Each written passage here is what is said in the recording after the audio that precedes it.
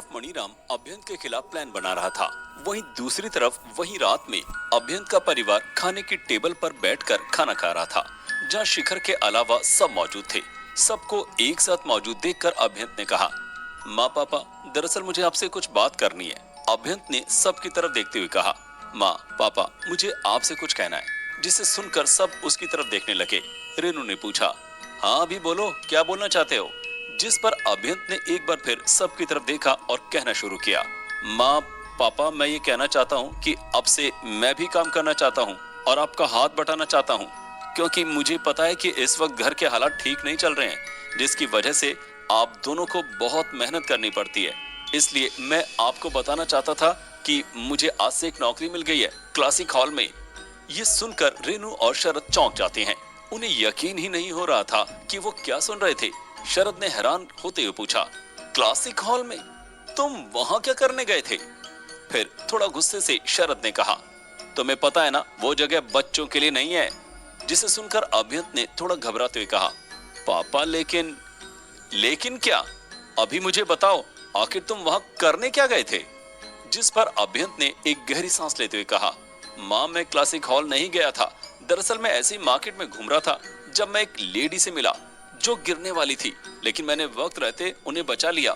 जिसके बाद वो मुझसे मेरा नाम पूछने लगी, तो मैंने उन्हें मेरा नाम बताया, जिसे सुनकर वो जान गई कि मैं किसका बेटा हूँ। जिसके बाद वो मुझसे और बात करने लगी, जहाँ मेरे मुंह से निकल गया कि मुझे भी काम की तलाश है। जिसे सुनकर उन्होंने मुझे क्लासिक हॉल में एक नौकरी ऑफर की।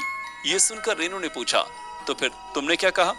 जिस पर अभ्यंत ने कहा, मैंने उनसे कहा कि मैं अपने माँ पापा से पूछ कर बताऊंगा। जिसे सुनकर वो लेडी मुस्कुराने लगी और कहा कि वो मेरे पापा को अच्छे से जानती है, वो उनसे बात कर लेंगी, इसलिए तुम्हें उसकी चिंता करने की जरूरत नहीं है। तो बताओ, करना चाहोगे मेरे लिए काम? जिस पर मैंने भी हाँ कर दी। ये सुनकर शरद सोच में पड़ गया कि आखिर कौन होगी वो औरत।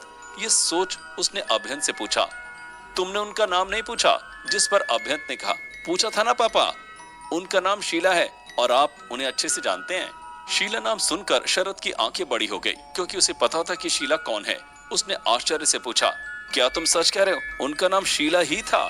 शरद को इतना हैरान होता देखकर रेनू ने पूछा, आप इतना चौंक क्यों गए जी? आखिर कौन है ये शीला? जिस पर शरद ने हैरान लगते हुए कहा, रेनू तुम्हें शायद पता नहीं, लेकिन मैं जिनके खेतों में काम करता हूँ उनका नाम भी शीला ही है। और यही नहीं, वो ही क्लासिकल हॉल की मालकिन भी है। ये सुनकर तो रेनू भी हैरान रह गई, लेकिन फिर अभ्यंत से पूछा, वैसे तुम्हारा काम क्या होगा? ये सुनकर अभ्यंत थोड़ी टेंशन में आ गया, क्योंकि वो उन्हें सच तो बता नहीं सकता था कि वो असल में मैजिकल बीस्ट का शिकार करने जा रहा है, क्योंकि ये सुनने के बाद तो रेनू उसे घर से बाहर नहीं निकलने देगी। कुछ सोचते हुए उसने कहा, माँ असल में उनका व्यापार दूसरे गांव से भी होता है, तो मुझे उनके लोगों के साथ वहां जाकर उनके सामान को यहाँ तक लाने का काम मिला है, जिसके लिए वो मुझे अच्छे खासे पैसे भी दे रही हैं। उसकी बात सुन दोनों को तसल्ली हो गई, पर फिर खुद से अभ्यंत ने कहा, मुझे माफ करना माँ पापा कि मैंने आपसे झूठ बोला, क्योंकि अगर मैं ऐसा नहीं करता तो आप मुझे कभी उस जंगल में जाने नहीं देते। लेकिन मैं आपसे वादा करता हूँ कि मैं अपना ख्याल रखूंगा और अब से आप लोगों के ऊपर कोई भी मुसीबत नहीं आने दूंगा। अगले दिन सुबह सुबह ही अभ्यंत उठकर जंगल की तरफ चल दिया। वहीं कुछ दूरी पर खड़ा एक शख्स जिसने काले रंग का चोखा पहन रखा था, अभ्यंत को जाते हुए देख रहा था। इसके बाद काले रंग का चोखा पहना हुआ आदमी एक औरत के सामने जाकर खड़ा हो गया, जो इस वक्त वीणा बजाने में खोई हुई थी। उस काले रंग के चोगे वाले इंसान ने अपना चोगा उठाते हुए कहा, मालकिन, अभ्यंत आज सुबह ही जंगल के लिए निकल गया है। ये चोगे वाला इंसान और कोई नहीं बल्कि गौरव ही था, जिसे शीला ने अभ्यंत पर नजर रखने के लिए कहा था। और वो वीणा बजा रही औरत कोई और नहीं बल्कि शीला ही थी। गौरव की बात सुनकर शीला ने वीणा बजाना छोड़ा। गौरव से कहा, अच्छी बात है, उस पर नजर रखो, लेकिन ध्यान रहे उसे पता नहीं चलना चाहिए कि तुम उसका पीछा कर रहे हो। उसे जो करना है करने दो, बस इतना ध्यान रहे कि उसे कुछ नहीं होना चाहिए, समझे? जिसे सुनकर गौरव ने सिर झुकाते हुए कहा, जी मालकिन। ये बोल वो वहां से निकल गया। वहीं शीला ने कुछ सोचते हुए अपने आप से कहा, उम्मीद करती हूँ तुम मुझे निराश नहीं करोगे अभ्यंत। ये बोलकर वापस से बीड़ा बजाने लगती है। वहीं दूसरी तरफ जंगल में अभ्यंत जो अपनी ही धुन में जा रहा था, वो खुद से बोला, मुझे जंगल में और अंदर जाने से पहले साधना कर अपने आप को और मजबूत बनाना होगा, क्योंकि अंदर ना जाने कैसे कैसे खतरे मेरा इंतजार कर रहे होंगे। जिसके बाद उसने अपनी आंखें बंद की और साधना करने लगा। अपनी साधना के दौरान उसे अपने शरीर में कुछ अजीब महसूस हुआ, जिसे महसूस कर उसने अपने आप से कहा, ये कुछ अजीब है, ये मुझे क्या हो रहा है। अभ्यंत को एहसास होता है कि उसके शरीर की आंतरिक शक्ति उसके काबू से बाहर होती जा रही है, जिससे उसे अपने शरीर में बेहद ही दर्द महसूस होने लगा। जिसे महसूस कर अभ्यंत ने दर्द से कराहते हुए कहा, ये मुझे क्या हो रहा है, मुझे इतना दर्द क्यों हो रहा है।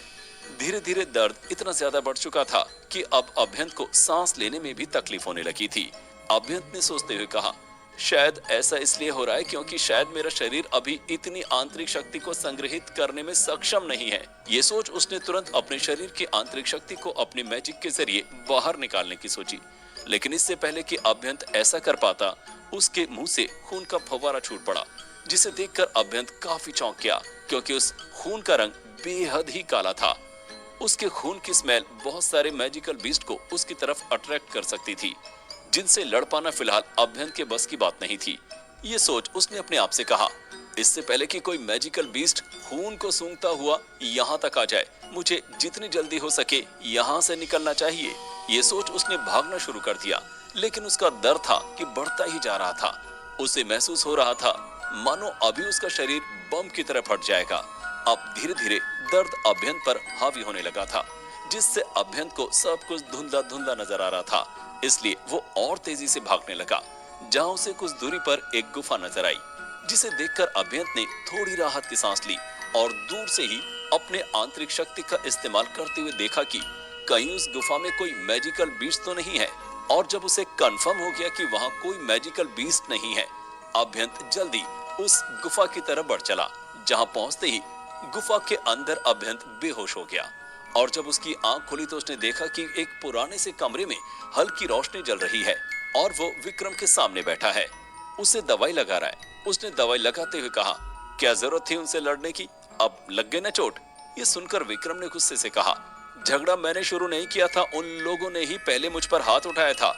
ये सुनकर अभ्यंत लड़के ने कहा, हाँ क्यों नहीं, शुरू उन्होंने किया और खत्म तुमने। अरे मैं पूछता हूँ तुम्हें जरूरत क्या थी उनसे लड़ने की। तो विक्रम ने उसे बताया कि वो उसे अनाथ बुला रहे थे और उसे काफी कुछ सुना रहे थे। तब अभ्यंत ने उसे समझाया कि ना माँ पापा ने और ना ही मैंने तुझे कभी पराया समझा, तो तुझे किसी के कुछ बोलने से फर्क नहीं पड़ना चाहिए। ये सुन विक्रम बोला, भाई आप मुझसे इतना प्यार करते हो कि कभी कभी मुझे तो डर लगता है कि कहीं आपका ये प्यार मेरी जान ही ना ले ले। तभी अभ्यंत ने उसी परछाई को देखा और वो चीख कर बोला, विक्रम। ऐसी चीख के साथ अभ्यंत अपनी बेहोशी से जाग उठा। उठने के बाद भी अभ्यंत ने इधर उधर देखते हुए कहा, विक्रम विक्रम। लेकिन तभी उसे एहसास हुआ कि वो सिर्फ उसका एक सपना था, जिसे याद कर उसके दिल में एक गहरी निराशा ने जगह ले ली और वो वापस लेटकर ऊपर की तरफ देखने लगा। उसने गुफा की छत की तरफ देखते हुए अपने आप से कहा, मुझे माफ कर दे विक्रम, मैं तुझे उस दिन बचा नहीं पाया, लेकिन मैं वादा करता हूँ बहुत जल्द मैं तुझे ढूंढ लूंगा। तभी अपने शरीर को देखते हुए वो चौंक गया और उसने खुद से कहा, आखिर आखिर मुझे अचानक से हुआ क्या था। ये बोल जब उसने अपने शरीर को चेक किया तो उसकी हैरानी का कोई ठिकाना ही नहीं रहा। हैरान और खुशी के मिले जुले भाव के साथ उसने कहा, ये तो कमाल हो गया, मतलब वो गाढ़ा काला खून और कुछ नहीं बल्कि मेरे शरीर की वो अशुद्धियां थी जो मेरे आंतरिक शक्तियों को बढ़ने से रोक रही थी। ये बोल वो तुरंत अपनी साधना कर बैठ गया और तब उसे समझ आया कि असल परेशानी तो अभी भी वही थी कि जिस तकनीक से वो अपनी साधना कर रहा था उसमें इंसान एक लिमिट तक ही अपनी आंतरिक शक्तियों को अपने अंदर रख सकता है। ये याद आते ही अभ्यंत ने अपने आप से कहा, ऐसे तो काम नहीं चलेगा, मुझे अपनी तकनीक में सुधार करना होगा, वरना इस तरह से तो मुझे पूरा जन्म लग जाएगा वापस से अपनी शक्तियां पाने में। वो भी ये सोच ही रहा था कि तभी अभ्यंत को याद आता है कि उसने कभी पढ़ा था कि इस सृष्टि की रचना ओम से हुई है और ओम ही हमारे आराध्य शिव के पूर्वज माने जाते हैं। इसलिए इस तकनीक का नाम भी उनके नाम पर ही रखा गया है।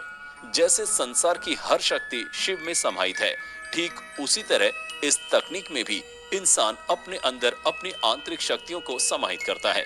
इस तकनीक में पहले एक गहरी सांस लेते हैं और धीरे धीरे उस सांस को छोड़ते हैं, जिससे प्रकृति की आध्यात्मिक शक्ति काफी देर तक हमारे शरीर में रहती है। जो हमारे आंतरिक शक्ति के लिए काफी लाभदायक होती है। ये याद आते ही अभ्यंत ने अपने आप से कहा, मैं इस बारे में भूल कैसे गया।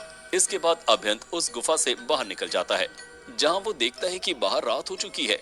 ये देख अभ्यंत ने अपने आप से कहा, इसका मतलब मैं करीब 12 घंटे तक बेहोश रहा था।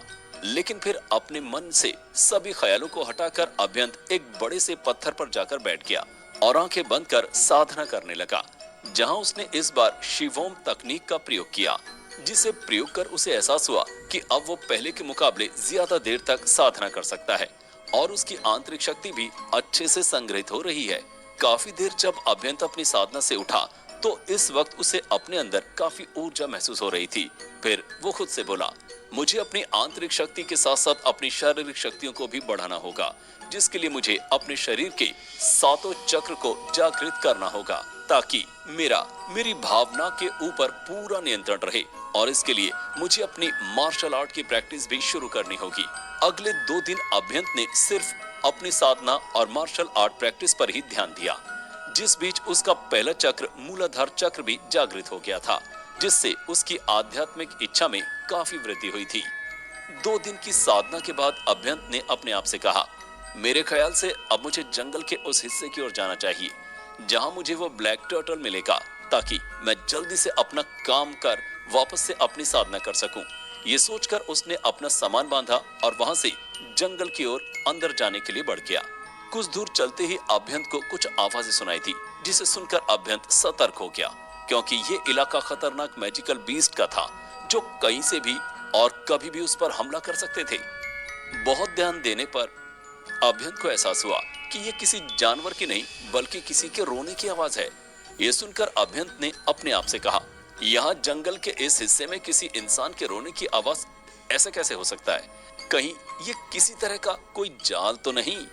ये सोच उसने बिना उस आवाज पर ध्यान दिए आगे बढ़ने की सोची। लेकिन अभ्यंत का ज़मीर ये गवाही नहीं दे रहा था कि अभ्यंत किसी को मुसीबत में छोड़कर वापस चला जाए। तंग आकर अभ्यंत ने उस आवाज का पीछा करने की सोचते हुए कहा, चलो अब जो होगा देखा जाएगा। ये बोल वो उस आवाज की दिशा में बढ़ चला, जहां आगे बढ़ते हुए उसे एहसास हुआ कि ये किसी लड़की के रोने की आवाज है।